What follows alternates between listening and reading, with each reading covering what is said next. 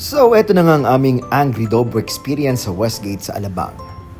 Hello! So, nandito kami sa Angry Dobo. So, tip number 1 sa ating mga kaibigan, better have a reservation para hindi mabigo since madami talaga ang walk-ins. The power of Julian Santos. Papakita ko sa inyo labas.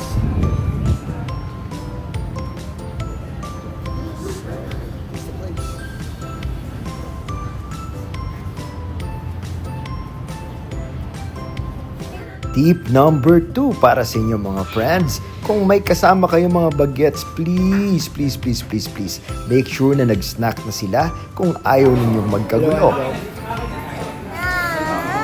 Bakit ang kulit-kulit mo? Gutom ako. Ba't ka makulit? Gutom ka na. Malapit na niluluto mo. Sabi mo sa kanila, gutom ka.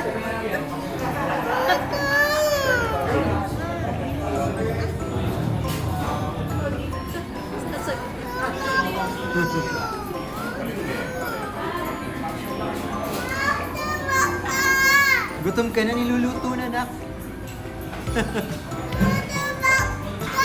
Pero ang tanong, magkano ba ang pagkain sa Angry Dobo?